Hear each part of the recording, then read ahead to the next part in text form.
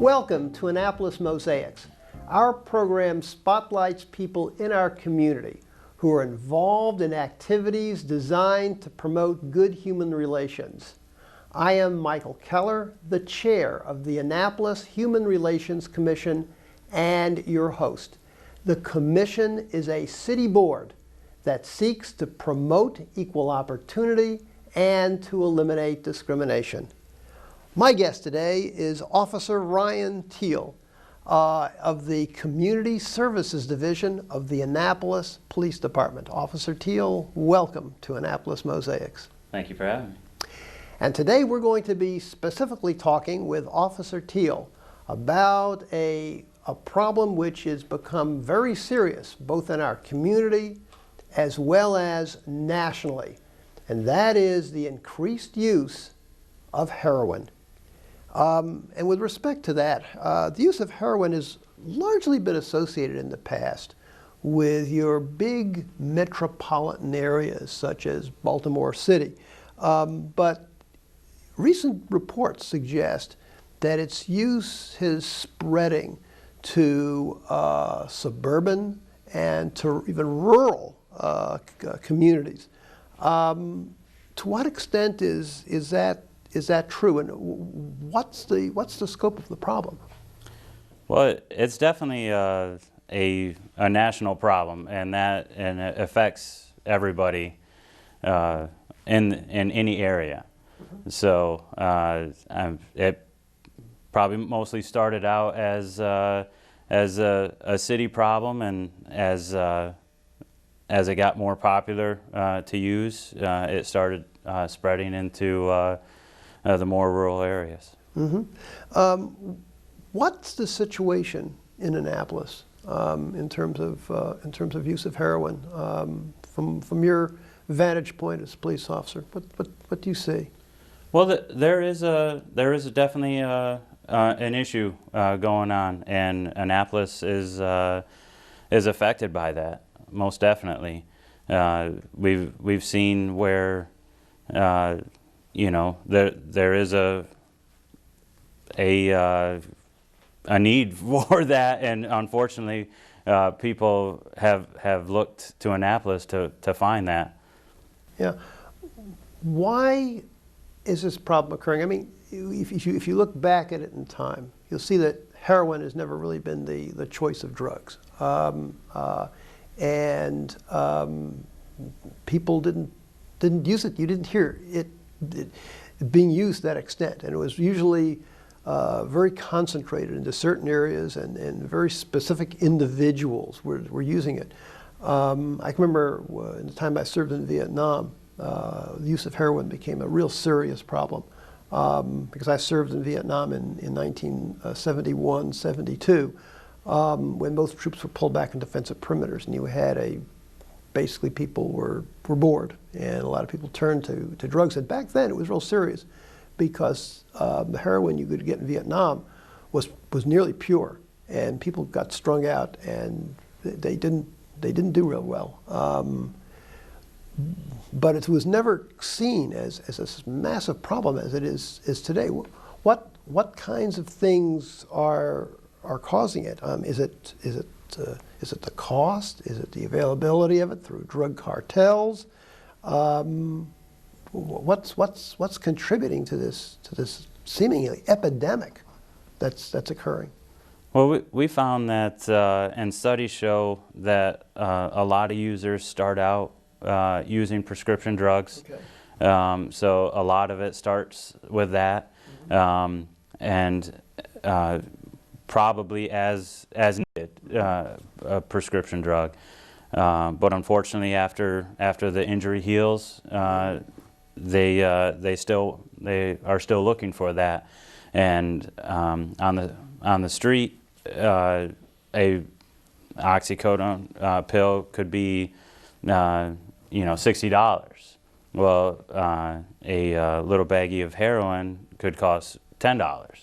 So a lot of it is the cost of that. They start out looking for that high from prescription drugs, and that gets expensive real quick. Right. So unfortunately, heroin is a lot cheaper, and that's why most people go looking for that.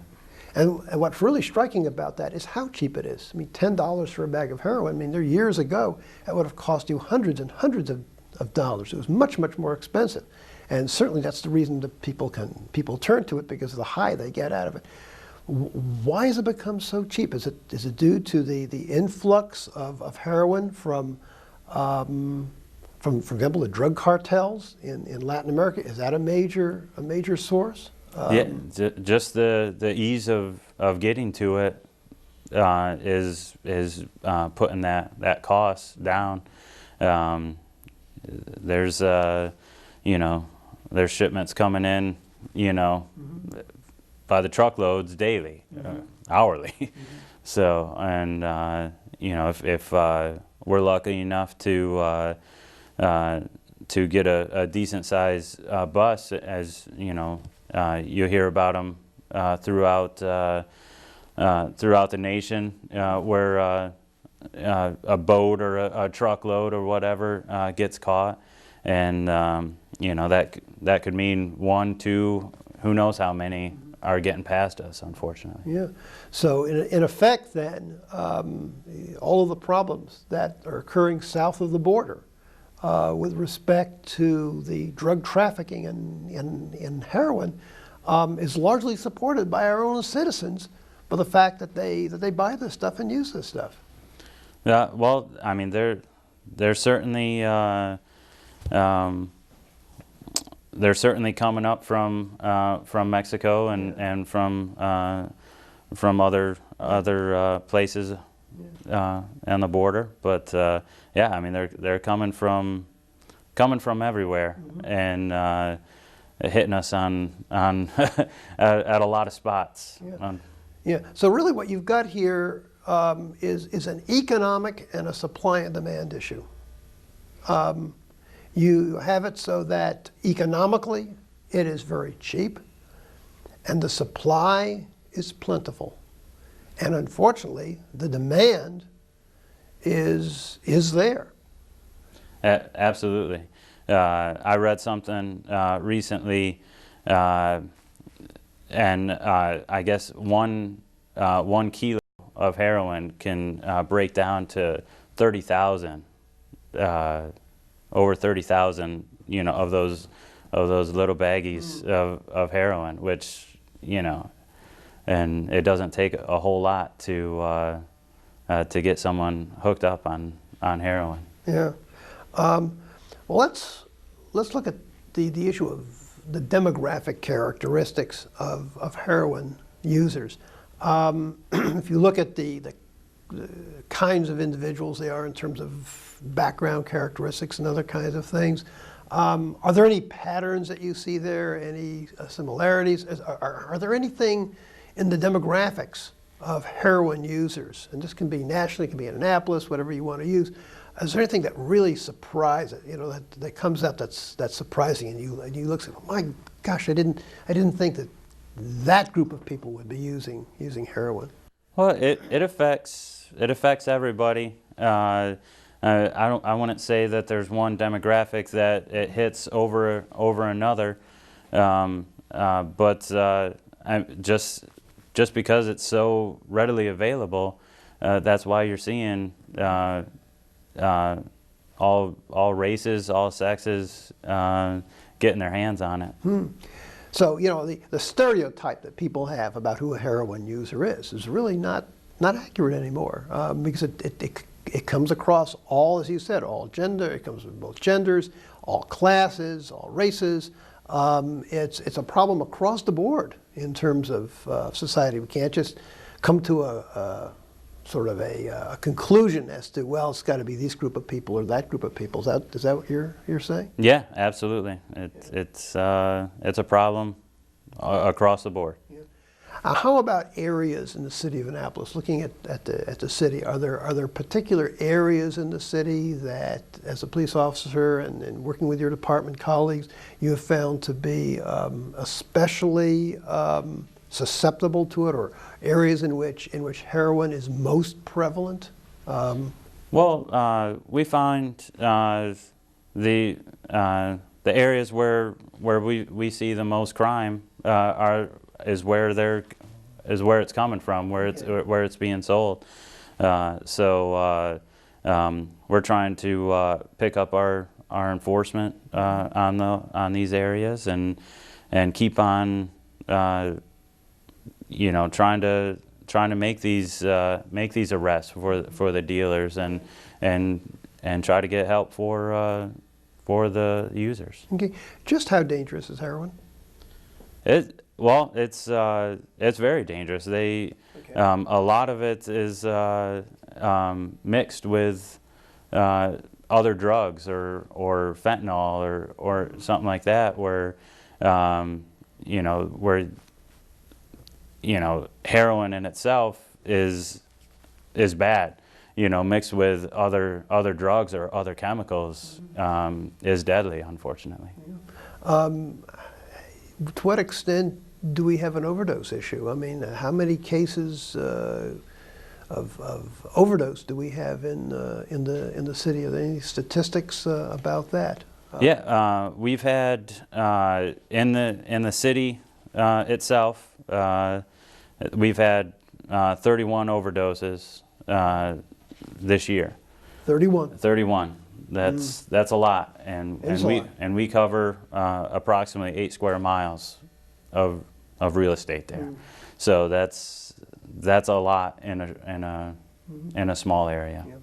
We're going to take a break now, but when we return, I'm going to be talking with Officer Teal about the specific ways that the Annapolis Police Department is working to stem the heroin trade in the city.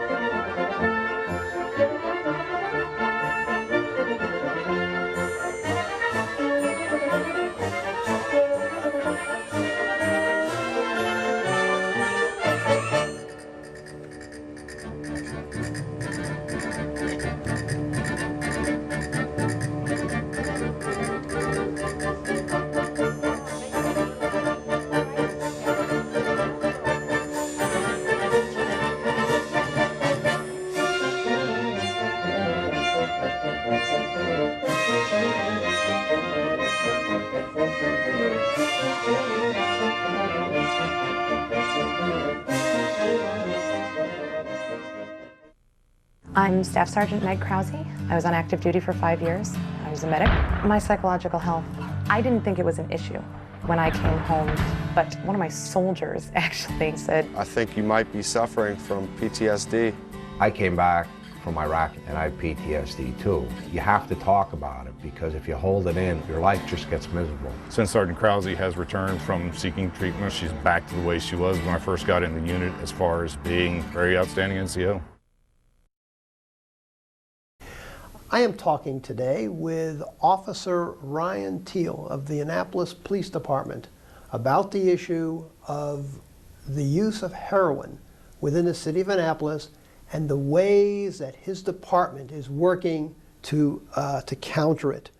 So what is the Annapolis Police Department doing to stem the heroin trade in the city? Well, we've certainly noticed the problem there, and have tried to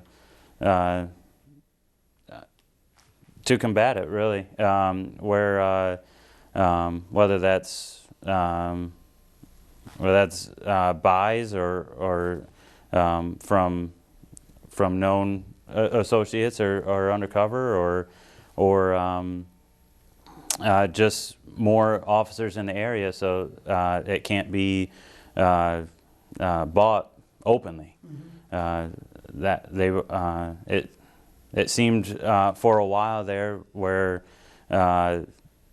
since we didn't realize the issue as quickly, where it was probably sold openly. And now that we notice that there's a problem, we have to try to to cut that down. You mentioned the patrols. How do the patrols work? To what extent have they been really effective in countering the buying and selling of this very dangerous drug? Well, we have a unit called the Flex Unit that their main purpose is just that, to hit these high crime areas and try to go look for these dealers and for where they're hiding the drugs or the money. Mm-hmm. And then you also, of course, as you mentioned, do the undercover work in terms of trying to identify those who are involved in buying or selling it.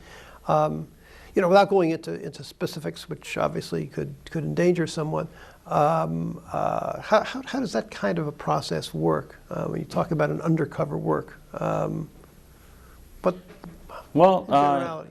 Well, it's you know, we try to control the situation as much as possible, sending in somebody to make a buy with a known dealer is very dangerous. So we have to be careful with that, but it's we prepare for that type of thing, right. and really try to control it as best we can, and we go in there and try to make the buy where we can identify the person who sold, the person who is you know, taking the money, right. Giving the products, and etc. Mm-hmm. The Annapolis Police Department is involved in a multi-agency drug initiative. Could you give some details about that? Well, I know that we partner, we try to partner with other local agencies and everybody around, because it is a problem not just in Annapolis. So if we hold our cards tight, you know, Anne Arundel County could be affected. Right. If Anne Arundel County doesn't share their information, then we could be at a loss. Right. And it goes like that. You know, on bordering counties or you know, federal agencies that are close by. So we try to work together and share information that we have, and we gather the information that they have, and we try to combat it the best that we can. So there's really a lot of then collaboration between law enforcement officials in Annapolis with those in other jurisdictions, such as the county and beyond. Well, there has to be. Like I said, this is a problem not strictly for Annapolis, mm-hmm. or one street in Annapolis. It's a problem that affects the city, the county, state, and beyond. So if we hold our cards tight, that's not helping anybody. Right. Now I know that in some jurisdictions, the police officers carry with them the anti-overdose medication, mm-hmm. That can possibly be used to save someone's life if they're actually experiencing an overdose. Is this something that you either use now in the city of Annapolis, or that you plan to introduce soon? It's been introduced. I believe most officers are already trained on it now, and I know we have weekly training meetings, so that with different shifts, and vacations, not everybody could make just one. So we try to make that readily available, and I believe most of us are trained now in it. So yeah, we have received that and have actually used it twice now. Oh. And so it's definitely a tool that we can use, and if it saves somebody's life and hopefully gets them to on the road to recovery, that's a bonus for everybody. Overall, how successful would you say that the Annapolis Police Department has been in disrupting the heroin distribution networks in the city? Well, there's always more to do, but I know we're working hard, you know, and we have some stuff in the works right now where we're trying to get this under control. Mm-hmm. It's a problem that needs to be controlled. Mm-hmm. As I said, there's always more to do, but we've done some good work out here. Our flex officers, our narcotics units, that's what they do, mm-hmm.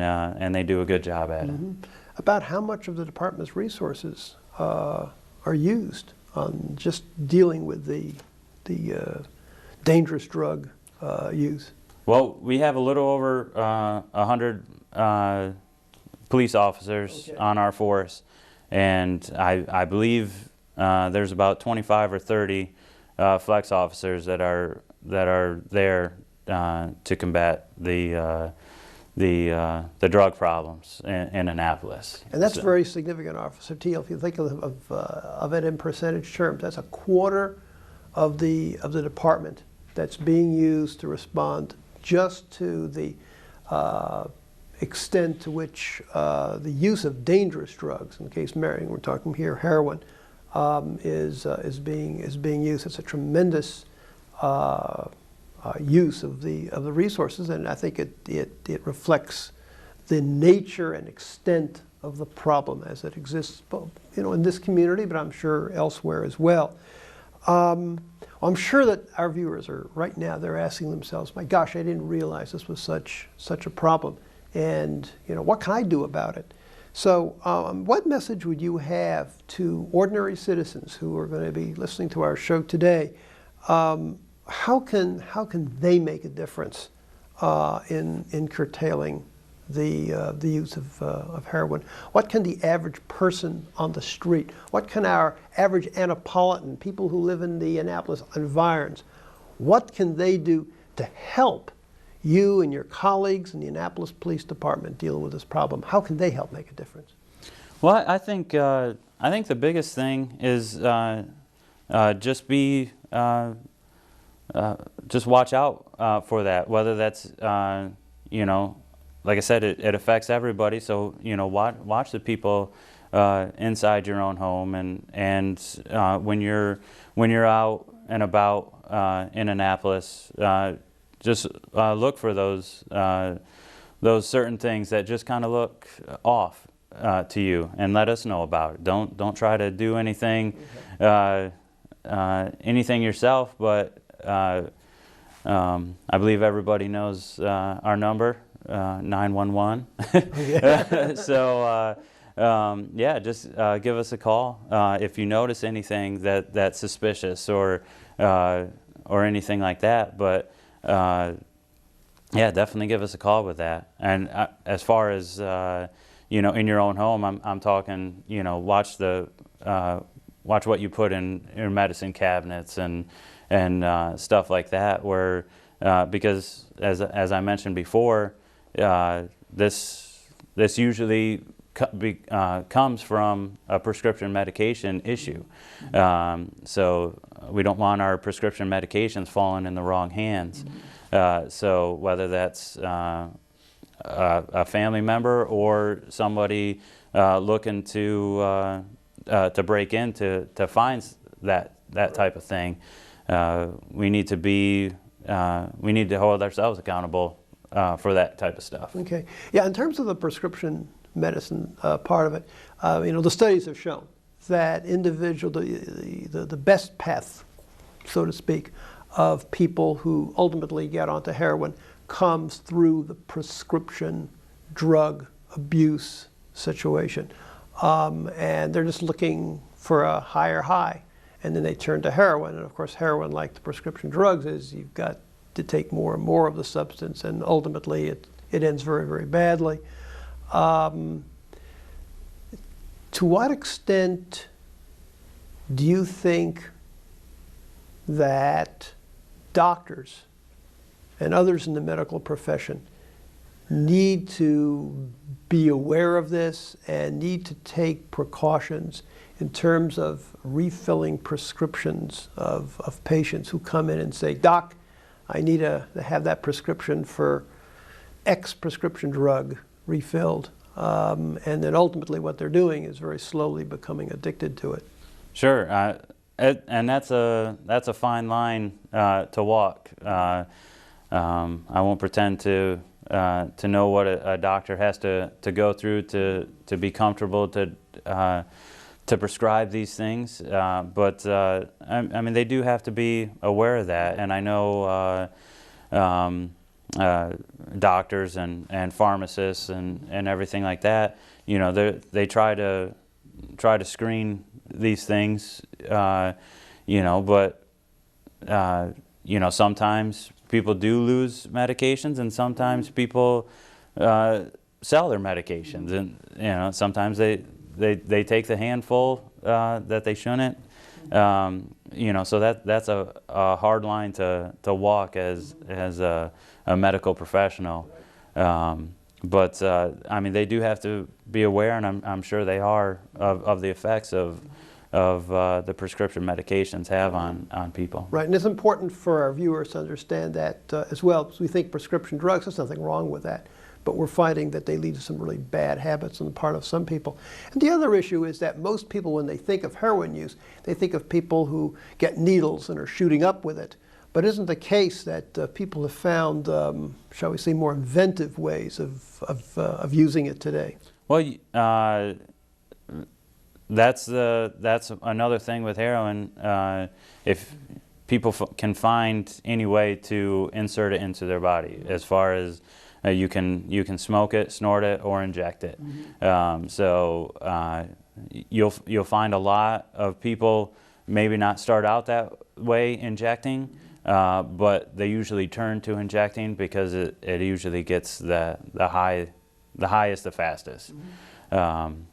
So yeah, they might start out smoking it, but when the effects wear off, or as their body builds that immunity to the drug, they need more and more, and they need it faster, and you'll find that that a lot of people will turn to injecting it. Mm-hmm. And so these are issues that viewers need to be aware of and be cognizant of as they watch the behavior of members of their family. And as Officer Teal said earlier, don't make an assumption just because you don't think that a member of your family falls into that demographic group. This problem is spread across all parts of society.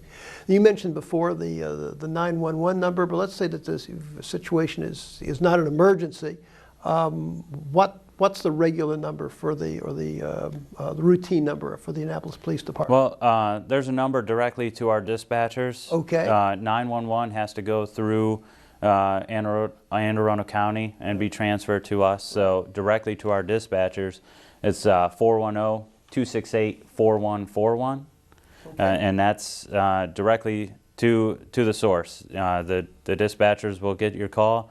And they'll get all the information that they need and send it to one of us. Could you repeat that number again, please? It's 410-268-4141. Thank you for viewing our program today, and please join us again on Annapolis Mosaics. If you would like more information about the Annapolis Human Relations Commission, please jot down the information on your screen. You can reach us at 410-263-7998 or by email at hrcommission@annapolis.gov. And check out our page at the City of Annapolis website. Go to www.annapolis.gov, click on City Government, then Boards and Commissions, and scroll down to the Human Relations Commission page. And always remember the words of Dr. Martin Luther King Jr., who said, "We have flown the air like birds and swum the seas like fishes, but have yet to learn the simple act of walking the earth as brothers and sisters.